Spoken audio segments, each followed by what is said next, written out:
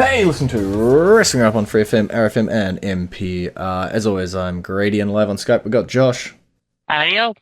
Uh, you know what? I'll open it up. I'll give you two options. Do you want to talk about the Judgment Day to start, or do you want to talk about the Bloodline to start? Let's do the Judgment Day.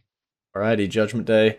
Been crossing over a little bit as we get closer and closer to the champion v champion match. Everybody poking their nose in all over the place. At least in the women's side of the Judgment Day. Liv Morgan and Raquel Rodriguez setting their sights on Rhea Ripley, but Nia Jax also jumping around the place. Tiffany Stratton almost cashing in. Yeah, this is interesting. They're trying to make it interesting for this mysterious match at this mysterious event.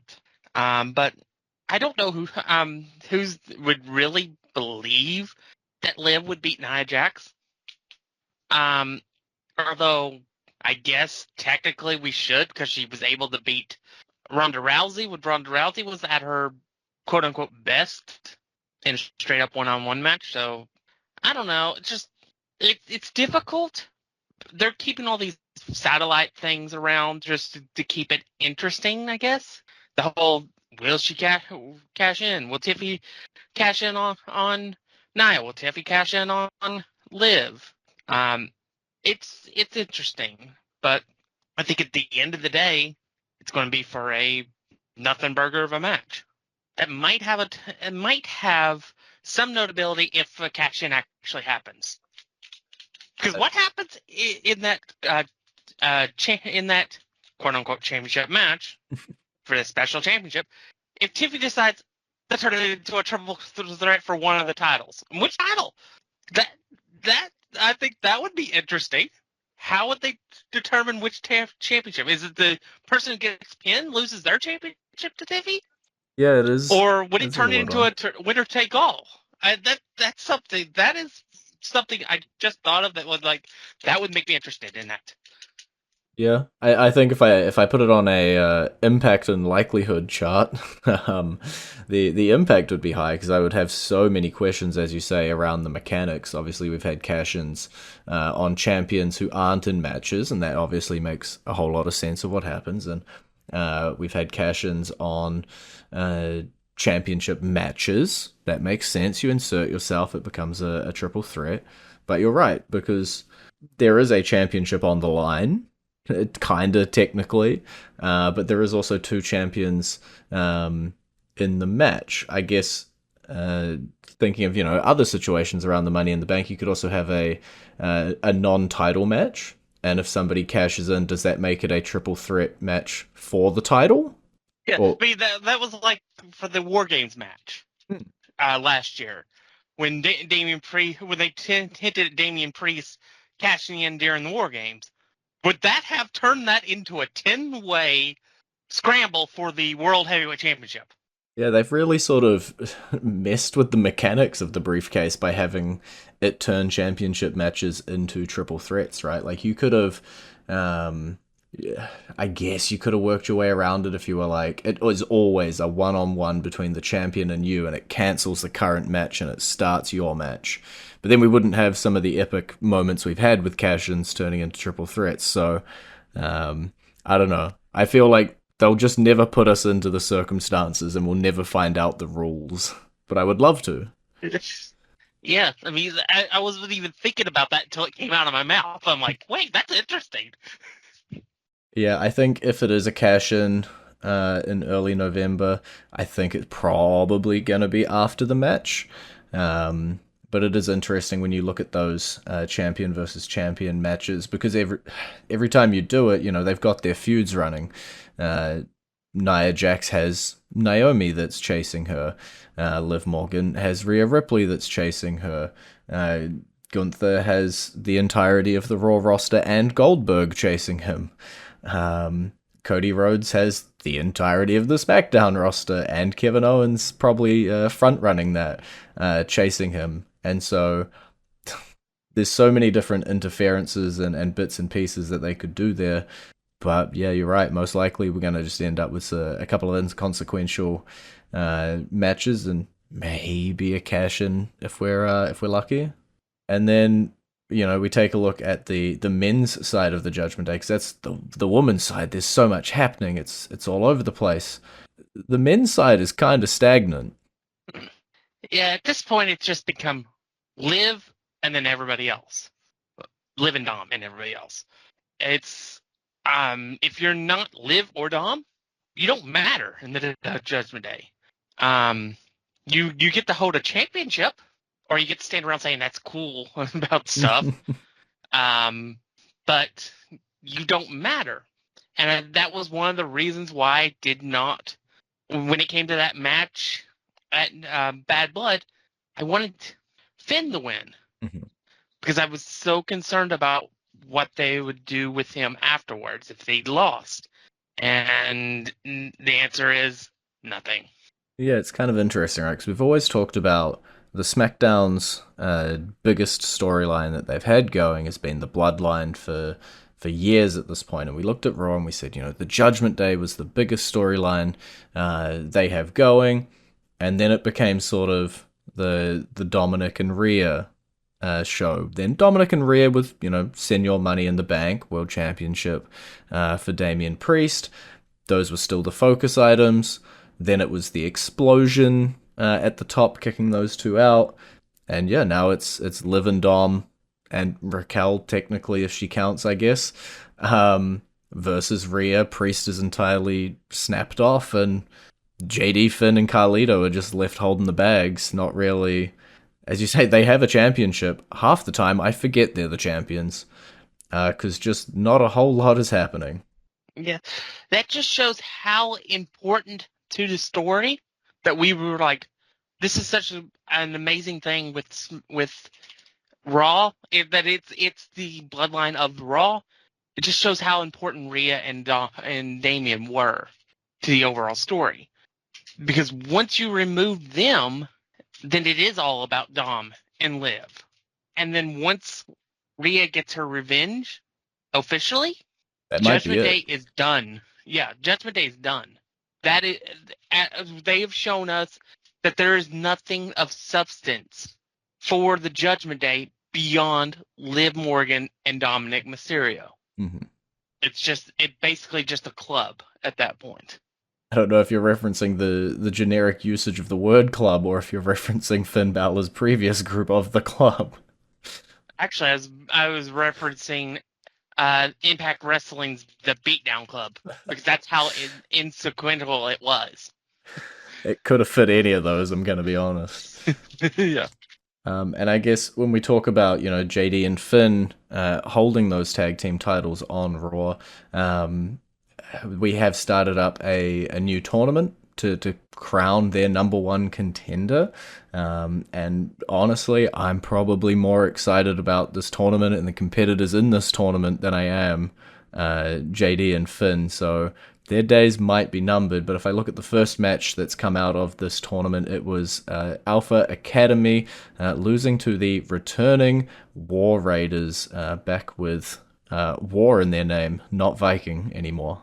Yeah, it's good to see them back. They were a great tag team.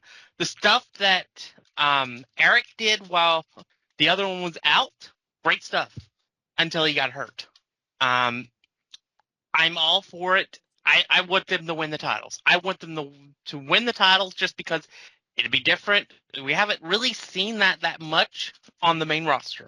I think they might have had a short title reign somewhere along the line, but I don't remember it. But I'm all for them, and if they bring back Sarah Logan as part of this the War Machine gimmick, I'm all for that too. If not, hey, it's another set of bodies for the tag team division that has been stagnant, as you said earlier in the previous segment. They had 100 days in 2019/2020 before losing it to Seth Rollins and Murphy on SmackDown. They were SmackDown champions. Yeah. And then if we look at the only other match, as far as I could quickly scrounge up for the tournament, will be the New Day taking on AOP, and we're still, seemingly full throttle towards this New Day split. Are we going to see it during this tournament? Is this where we're going to fully pull the trigger on it? A week ago, I would have said probably. There'd been more likely that it would happen. But since the show last week, there had been rumors starting to swirl that the outcome of this whole storyline will involve the return of Big E. And if that really is the outcome, that is where we're going, whether it's in a position where he wrestles again or not, it puts the full kibosh on the heel turn. Because they won't do that. Not on his return to being any sort of involved in the ring. Whether it's as him becoming the manager of the New Day. They won't do that because of how important Big E is. So I'm going to say it's unlikely now. Yeah. But anything is possible. Never say never. I mean, they had Dean Ambrose turn heel the night Roman Reigns announced he had leukemia. So anything is possible. You're providing me the perfect segue into our entrance theme, and I'm going to grab it with both hands and run with it here. Because you mentioned Dean Ambrose, obviously wrestling as Jon Moxley over on AEW now, just defeating Bryan Danielson, or Daniel Bryan, as he was previously known, for that AEW championship. And as per Daniel Bryan's words, it looks like he is off into the sunset, at least as a full-time wrestler, maybe still around for some bit parts. But that is sort of the, I guess, sunset on what has been a really long and, for the most part, pretty damn successful career of Bryan Danielson. Absolutely. And what better way to mark that occasion other than playing his entrance theme?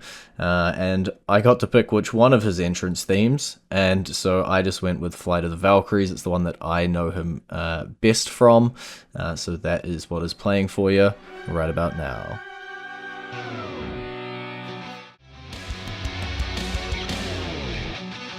And you're back to Wrestling Roundup on FreeFM, ArrowFM, and NPR. I'm Grady, he's Josh. Bloodline time. So we're kicking off SmackDown. Jimmy Uso, Roman Reigns. They're on the outs. They're not the top dogs anymore. Solo Sikoa defeating Jimmy Uso at the end of the night as well. Ultimately, they don't have the numbers, but Jimmy says he's got a guy. There's someone he can call. But on Raw, it sounds like the person he can call, Jey Uso, doesn't want none. Yeah, I mean, once we saw them get beat down on SmackDown, it was very obvious that the next step is to start trying to recruit the Jey and Sammy. I think, as I said a couple weeks ago, I think Sammy will be really easy for the most part. It is going to be Jey. Jey is going to be the guy that you're going to have to convince. And it's not going to be Jimmy that has to convince him. It has to be Roman. Roman has to come over to Raw and actually talk to him face to face in the ring. There is one way that you can maybe speed it up without that particular element, but having him do that, having Roman Reigns humble himself enough to come speak with him is important to the storyline, I feel.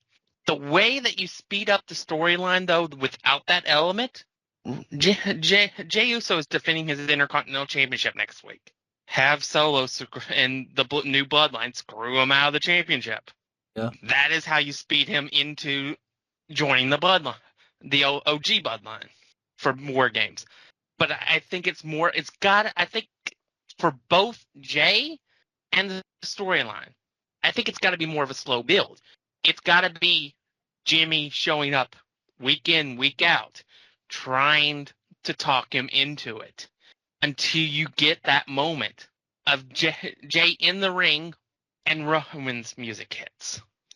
And Roman walks out, and he literally humbles himself to apologize for what he did to Jey. Yeah. That is where we need to go. Yeah, I'm with you. I think Jimmy Uso at the moment is trying to be that conduit, right? Like he's with Roman on SmackDown, he's with Jey on Raw. He's trying to talk to them both. He's trying to broker this deal. But I'm with you. I think Roman's got to suck eggs a little bit. He's got to let the ego take a bit of a hit. Come, as you say, you've pointed out before, come over to Jey Uso, who has a championship. Well, Roman ain't got nothing at the moment. And yeah, just not beg him to join, but just treat him as that equal. That's all Jey ever wanted, right? Everyone's got their own little motivations around the place, and I think Jey always just wanted to be main event Jey, to be on the level of Roman Reigns, and Roman always saw him as that little bug to be squashed who was underneath him and needs to know his place. And so I think that is, as you say, exactly where the story needs to go. We are getting to the point where War Games is only a little bit away. So I am a little worried that some of it may get fast forwarded through. If we are, full speed ahead, it does seem like it, towards these two versions of the Bloodline going head to head at War Games. But yeah, it's time to, knuckle up for Roman Reigns and do the needful and recruit the guys to have some defense, or SmackDown's going to just constantly be ending with them on the wrong side of a beatdown, which we saw 1,000 times over when Roman was on top, right? SmackDown would end with the Bloodline standing tall over who they decided to beat down that week. And it's like looking into a twisted mirror from a mirror maze at the moment. Yeah. This is all about the redemption arc for Roman. He's got to make amends for everything that he did in the 4 years he was champion. And the number one thing is making up with Jey Uso. 100% agree. And one other championship that I want to talk about, because it's actually getting, a little bit of something for once. Bianca Belair, Jade Cargill, their women's tag team championships. On SmackDown, they had a defense against Lash Legend and Jakara Jackson from NXT. Chelsea Green and Piper Niven getting themselves involved, and then Bianca and Jade having a match against Damage Control over on Raw, where Legend and Jackson gets themselves involved. It seems as though we're actually setting up quite a few women's tag teams, and everybody's got their eyes set on the gold. Yeah, it is what it is. I love all the women involved in these situations. I don't care about the titles. I can never get you hyped for these women's tag titles, no matter how hard I try. No. It was an interesting idea, but they just have proven over and over and over again that unless it's on a main event person, they just can't do anything with them. And even then, it's a slog. So I don't care. I'd rather have them decommissioned and turned into mid-card titles. Yeah. Well, it seems at least they're going to be the conduit for a Bianca Jade match down the line, which we had been saying for a few months, and then they got the titles back, and it's looked like we were delaying it a little bit, but the friction has started once again between the two. And so, if they at least give us something out of those tag bouts, it will be a Bianca Belair Jade Cargill feud. Yeah.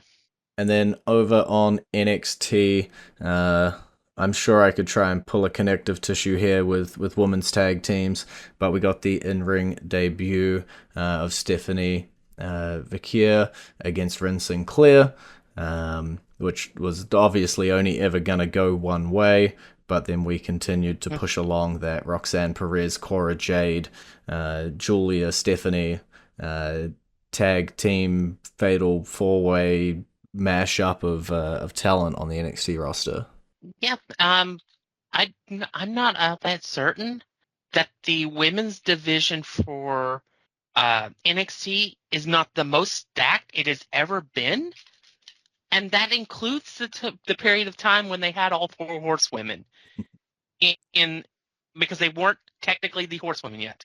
They were getting there, but they weren't there yet. But these women are incredibly talented. They know their characters. They know who they are. They are killing it. And I am down for any sort of combination that they want to do with these four women. They want to do a tag team match? Do that. They want to spin it off into a fatal four-way? Do that. They want to do a tournament or something and have it be one person faces off against Roxanne for the title? I'm all for that too. I don't care. I'm ecstatic for them, and then you have all the other women on the roster too, as well. It's incredible the lengths of talent that they have in NXT right now for the women, and they have two titles now that they can push multiple stories, which is again another reason why I complained about the tag titles. But yeah, I'm all for all these ladies. They're going to be major players in the future. Yeah, I've got my eyes up, obviously, at Halloween Havoc coming up, October 27.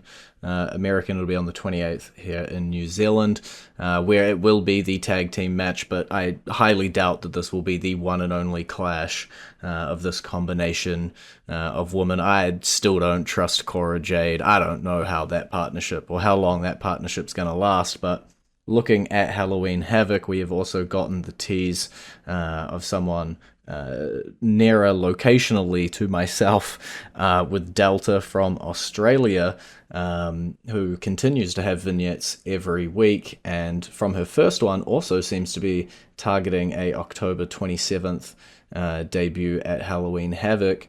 Potentially, another body for the roster who, you may have to take my word for it, is definitely going to be worth the wait and continue to elevate that NXT women's division. Yeah. Yeah, and at some point, Roxanne Perez does need to spin off into the main roster. She can't just continue to hold this title forever. She's young, she's brass, she's talented. You need to move her up before it becomes an issue and being too late. But you have plenty of replacements for her. So I think that's ultimately where they're getting her ready for, is that she is going to drop the title to one of these four ladies, including Delta. We don't know who, but she will lose the title and to one of them, and then it'll be their turn to carry the torch. Yeah, it'll be interesting to see, what shape we look in 2 to 3 months, right? That the landscape with Giulia, with Stephanie, with Delta all coming in and debuting, and with the women who are already in NXT just grinding and working so hard and building these characters as well. It's an exciting outlook for the next 6 to 12 months even. And you also have talent that were injured that are returning, like Nikita Lyons, too. This is just, I have no words. That's how talented all these ladies are, and they're only going to get better with the more reps, more experience, more time in the performance center, and then in 2 to 5 years, we're going to have an amazing main roster that's even more amazing than the one we've had in the past 5 years. The future is bright for sure, and in the 1 minute. After talking about we've got about a minute left, talking about all these bright points in the NXT women's division in the future of the WWE. I want to talk about SmackDown. I want to talk about LA Knight. He captures the US Championship after, so many trials and tribulations, getting it off Paul, big moment. And now we seem to be, stuck in the doldrums a little bit with Carmelo Hayes, with Andrade, with different combinations of the three. And we're a few months removed from SummerSlam now, and we haven't really seen a lot pulling off for this guy. It's all right. He's done a few like open challenges, and I think he's just working with two of the more talented guys that are on the mid card level and having good matches. It was always character with LA Knight. It was never his in ring stuff. There is limits to again, because the Bloodline storyline is so prevalent Mhm. and so strong that it does mean that there are less people available for him to work with, because he could have him easily working with a Randy Orton, a Kevin Owens. You could have him having an exhibition match with the WWE champion, but when you have to lop off that main event scene, you're basically left with Carmella Hayes and Andrade. Yeah, you're not wrong. I hadn't thought about how much of that sort of top echelon of SmackDown has been involved in the Bloodline slash WWE Championship. It is quite a lot of them. Yeah. Well, that is all we have time for this week. Maybe next week we'll go through an analysis of the entire SmackDown men's roster. We'll find out. But it is all we have time for this week. It's been great talking to you. Bye, B. You can visit our Facebook page, facebook.com/wrestling R&D up, our Twitter page, twitter.com/wrestling R&D up, our YouTube page, youtube.com/wrestling RND up, and we will catch you next week.